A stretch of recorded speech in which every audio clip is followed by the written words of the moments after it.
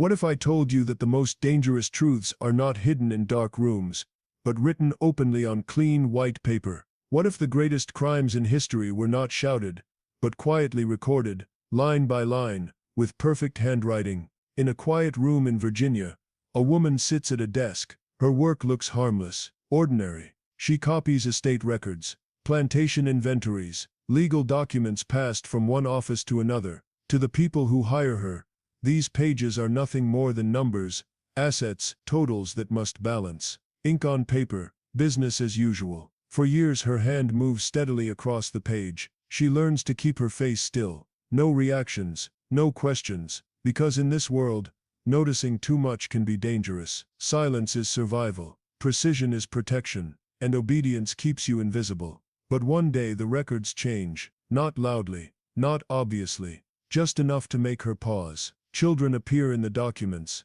not listed for their strength, not valued for their labor. They are described for their appearance, their skin, their hair, their eyes. The language is careful, almost admiring, and beside every description, a price that makes no sense. These are not mistakes, they are signals, and once she sees it, she cannot unsee it. This video is about what happens when someone who was never supposed to ask questions begins to notice patterns. When routine work turns into quiet resistance, when a pen becomes a weapon against forgetting, you will learn how entire systems hide behind paperwork, how cruelty survives not through chaos but through organization, how some of the darkest practices in history were recorded openly, protected by law, and ignored by those who benefited. You will discover a story that textbooks rarely mention, a truth buried not because it lacked evidence, but because the evidence was too clear. And most importantly, you will see how one ordinary role,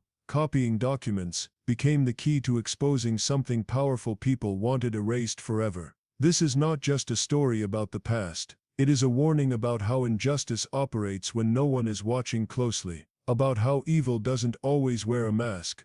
Sometimes it wears neat handwriting and official stamps. Stay until the end, because what begins as ink on a page becomes a question that still matters today. Who gets remembered, and who is quietly written out of history? This story exists because someone chose to look twice, to write things down, and to refuse to let human lives disappear into numbers. Before we talk about the weight of what was discovered, we need to understand how ordinary the moment looked. It was just another estate record, another page meant to be copied and passed along without thought. The paper was clean, the handwriting was careful, nothing about it suggested danger. Yet this was the page that made her slow down, the page that refused to behave like all the others. Before we talk about the shock, we have to talk about the details. The document listed 23 children, not adults, not workers, children, all under the age of 10. Their names were written in the same steady ink used for land, livestock, and tools.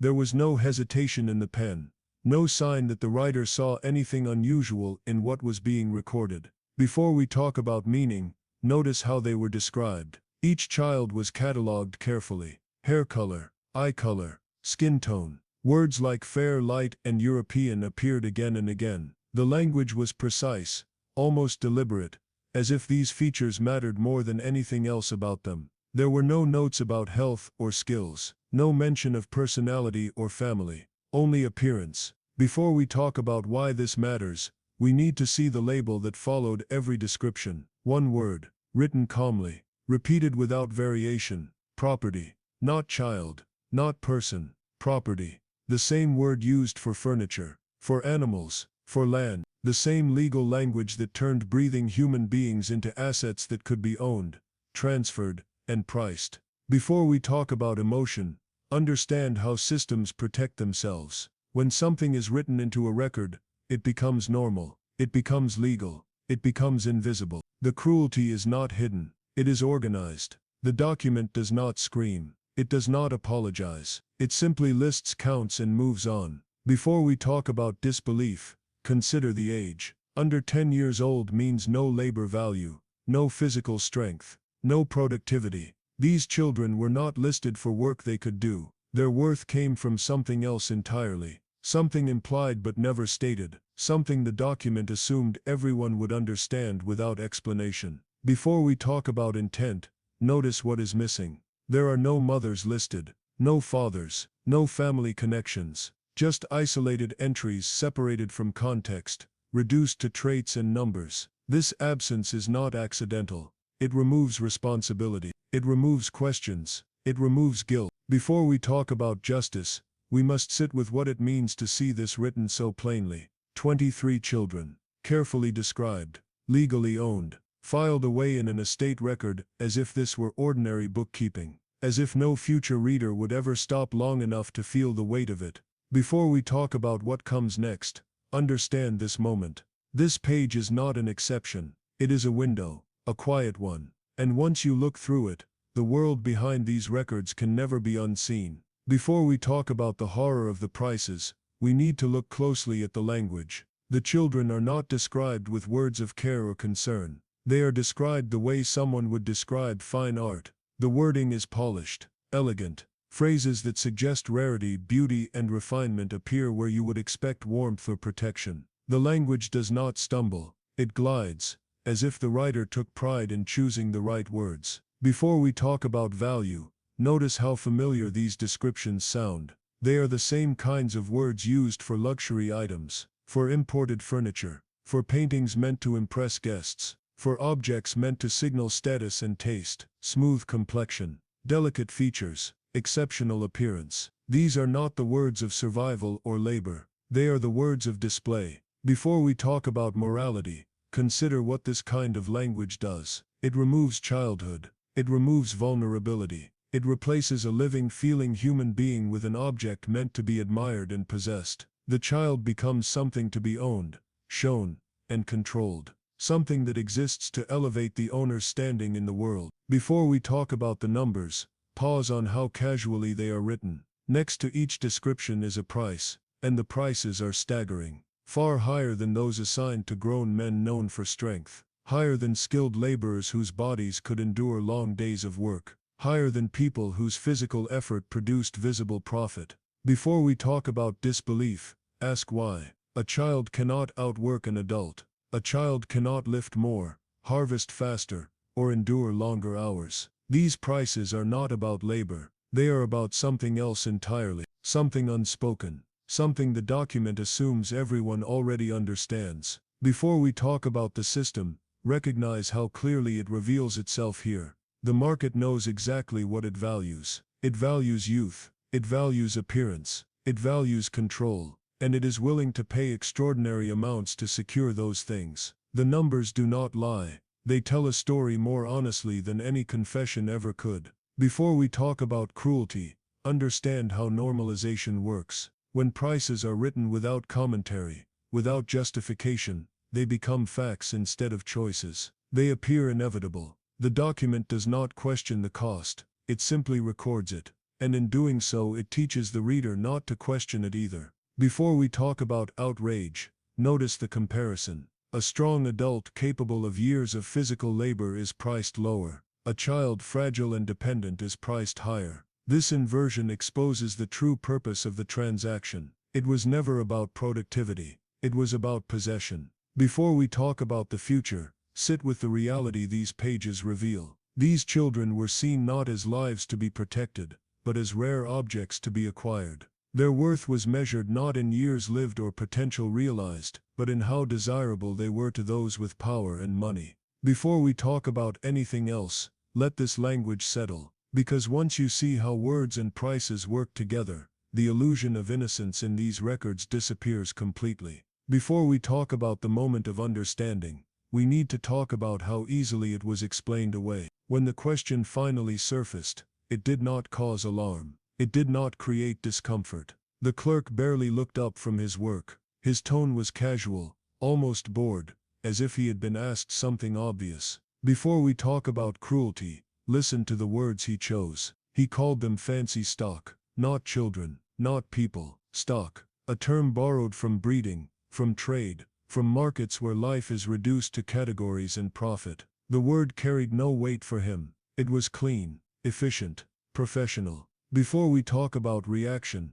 notice what did not happen. There was no whisper, no glance around the room, no hesitation. The explanation was offered openly, as if there were nothing dangerous in saying it out loud. That is how normal this had become. When a system runs long enough, even its ugliest truths stop sounding ugly. Before we talk about clarity, understand what that phrase really means. Fancy stock is not meant to work. It is meant to be looked at, to be displayed, to be owned as proof of taste, power, and status. The value is not in what the body can produce, but in how the body appears. Before we talk about realization, see how quickly the pieces fall into place. The careful descriptions, the European features, the impossible prices, the absence of labor notes, all of it aligns. The documents were never about work. They were about possession shaped by desire. Before we talk about silence, feel the shift that happens internally. No words are spoken,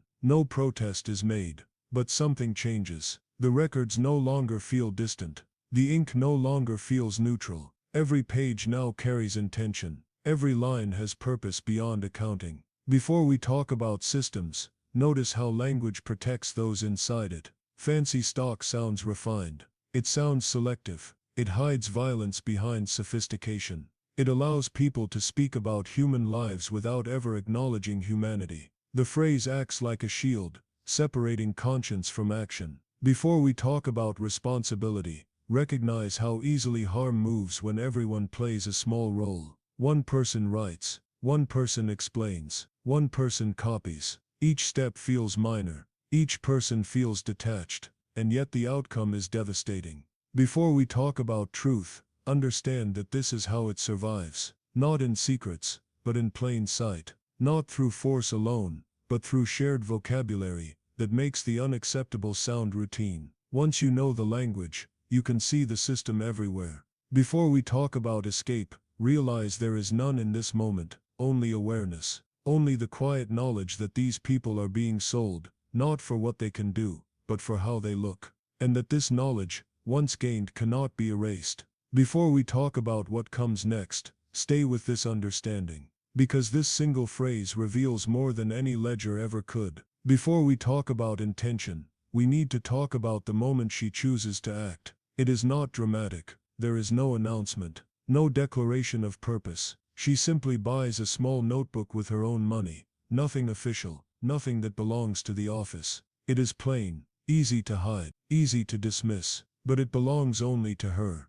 Before we talk about courage, understand how careful this choice is. Using her own money matters. It creates distance. It leaves no trail, nothing that can be traced back to the record she copies each day. This notebook does not exist in any ledger. It is not approved. It is not authorized. That is exactly why it feels necessary. Before we talk about fear, notice how quietly it enters. She does not know what she is afraid of yet. She only knows that something is wrong. The feeling is vague but persistent. It follows her home. It sits with her in silence. It returns each time she sees certain words written too neatly, certain numbers standing too tall on the page. Before we talk about purpose, watch what she writes down. Names, just names at first, no commentary, no conclusions. She copies them carefully, the way she was trained to copy everything else. This feels familiar, safe, as if by keeping the same method, she can keep control of what she is doing.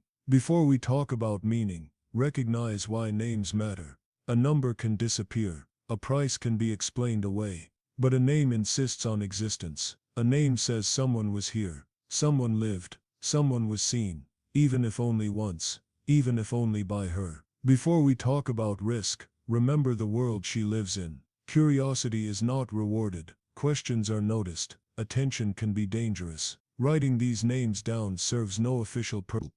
It helps no one immediately. And yet she keeps going. One page becomes two, two become more. Before we talk about logic, accept that there is none yet. She does not have a theory. She does not have proof. She cannot explain what she is doing if asked. All she has is instinct. A quiet pressure telling her that letting these names vanish would be worse than whatever trouble keeping them might bring. Before we talk about investigation, understand that it does not begin with answers. It begins with discomfort. With a refusal to ignore that discomfort, with the smallest possible action taken in private, where no one can see. Before we talk about resistance, see how subtle it is. She is not confronting anyone. She is not changing records. She is only remembering. only preserving, only refusing to let everything pass through her hands and disappear without leaving a trace. Before we talk about the future, stay with this moment. A woman, a notebook, a list of names written in ink that was never meant to matter.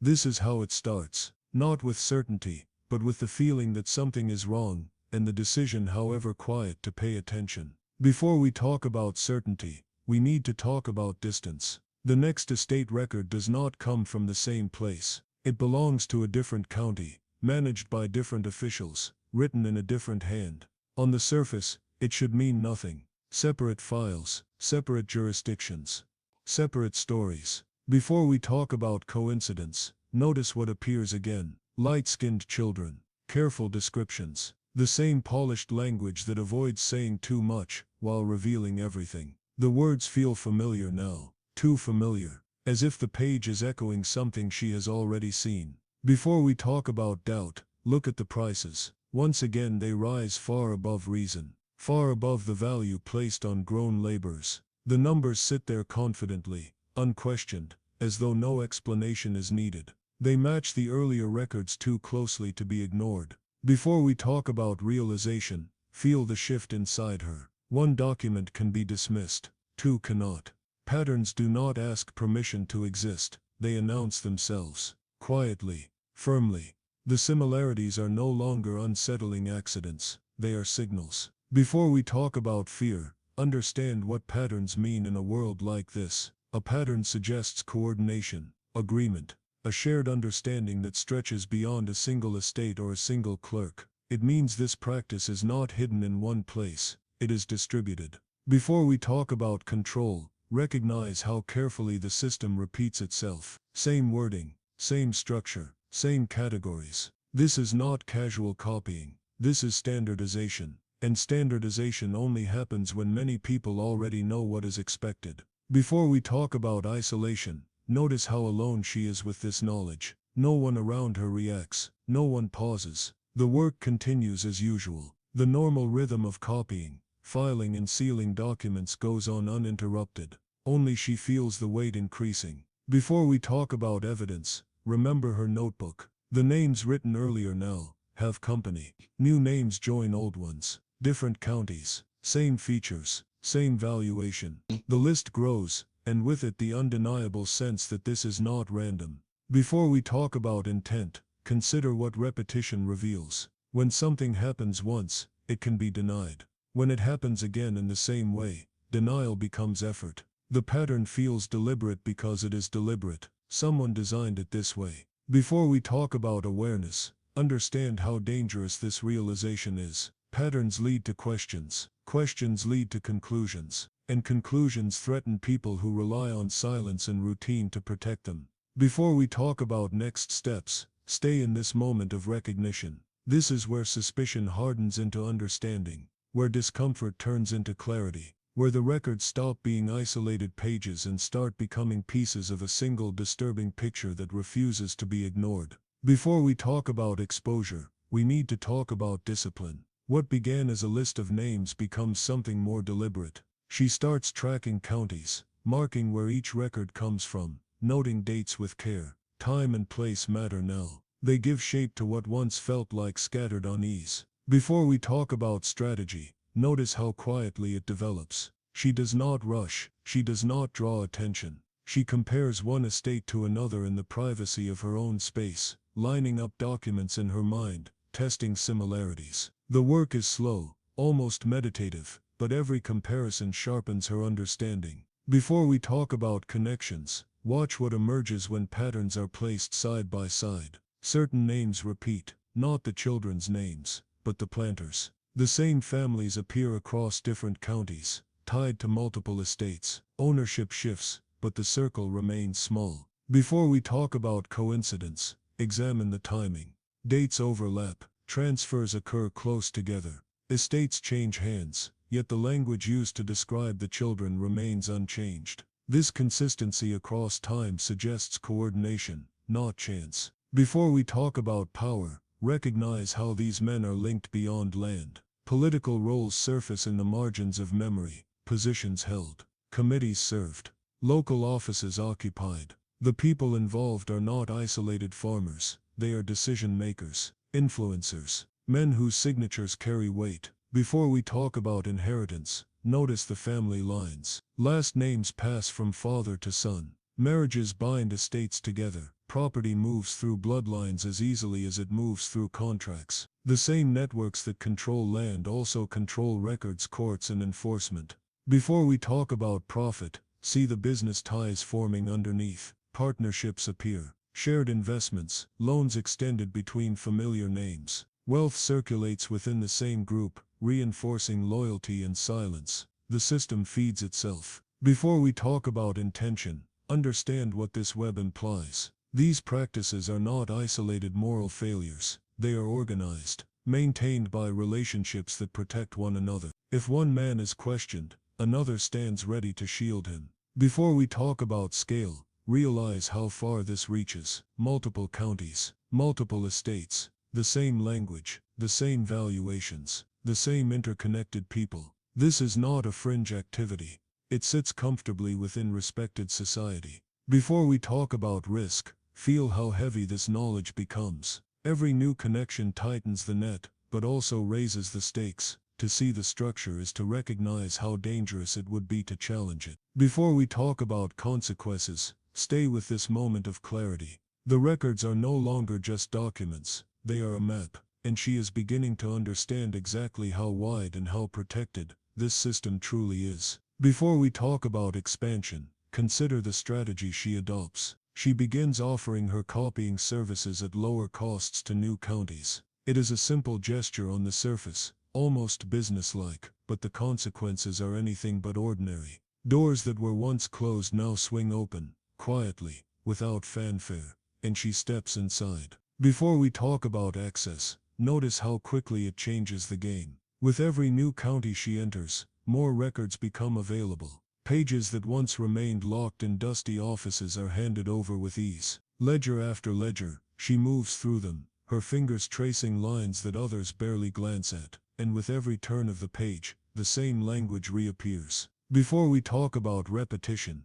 feel the weight of familiarity. Descriptions that first shocked her, children as property, the language of art and luxury, appear again and again, not sporadically, not occasionally, consistently. Across counties, across estates, each repetition is a confirmation, a silent message that this is not an anomaly. Here, this is intentional, patterned, systematic. Before we talk about escalation, take note of the numbers. They climb steadily, inexorably. More children, younger children, lighter-skinned children. Each new record adds to the invisible tally, as though the ledger itself is a growing inventory of human lives. The scale becomes staggering, even in her private notebook. It is one thing to see one estate, one county, but to watch it repeated over dozens of counties, the truth begins to overwhelm. Before we talk about courage, recognize what she must feel. Curiosity alone would not be enough to keep her moving through this work.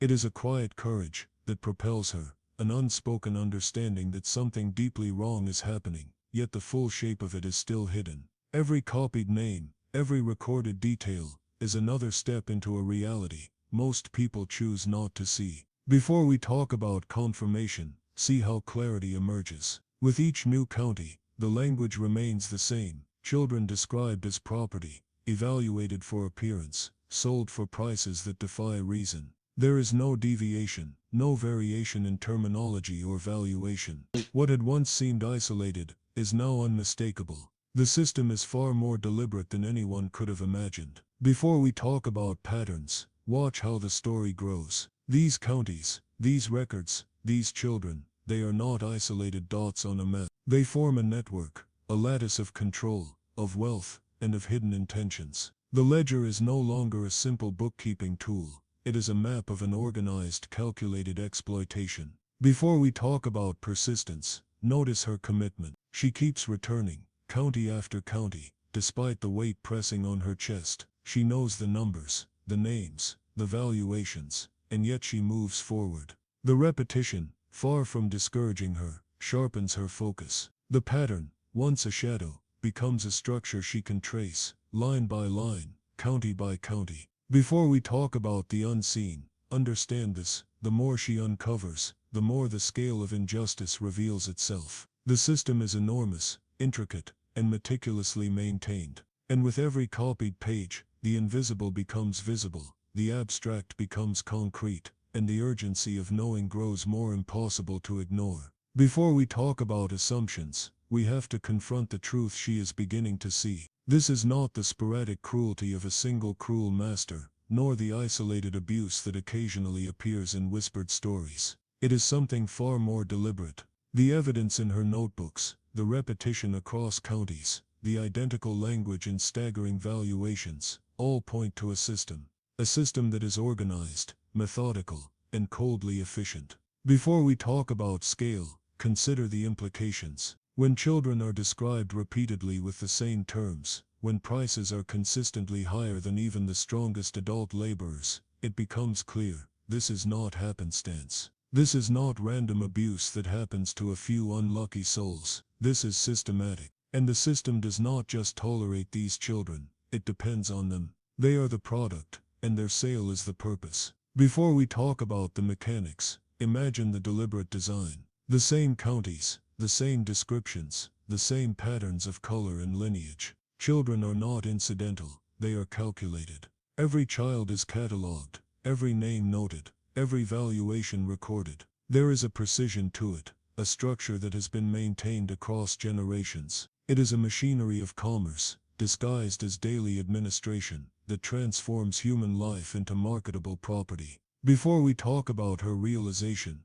notice what hits her most sharply. These are not just children trapped in slavery, they are being produced, in some sense, for the market. The selection of features, the focus on appearance, the astonishing prices, all of it speaks to a business model rooted in human exploitation. The sheer organization shocks her, but it also clarifies something. The pattern is intentional, deliberate, and unrelenting.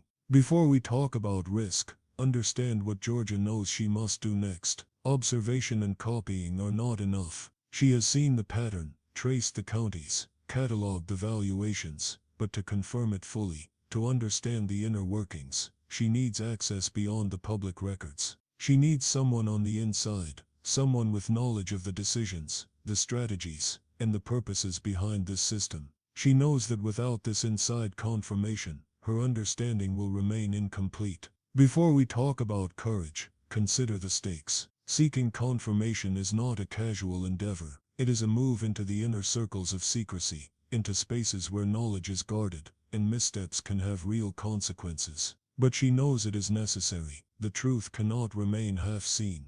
To expose or understand the system fully, she must risk moving closer to its center, where the machinery is operating in full view, but access is forbidden. Before we talk about clarity, realize that this understanding transforms her approach. She is no longer copying records simply to observe anomalies. She is tracking an organized operation, a system designed for profit at the cost of innocence. Each page she copies, each note she writes, now carries the weight of knowing that these children are not casualties of chance. They are the intended product of a deliberate plan. Before we talk about next steps, reflect on the gravity of her mission. The world sees numbers on a page. She sees lives, and she knows that to fully uncover the truth, to grasp the full scope of this systematic exploitation, she must go further. She must find the confirmation that lies behind the records, the hidden threads that connect the administration, the families, and the business decisions that perpetuate this grim commerce.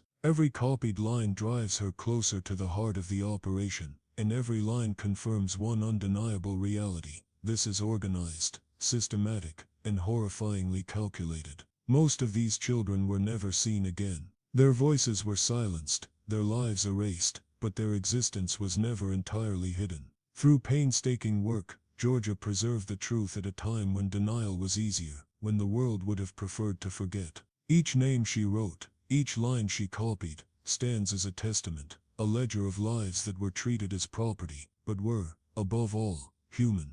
This record is proof that this happened, and proof that remembering matters. If you found this story important, make sure to like this video, and subscribe to our channel, so you never miss a story that uncovers the truth.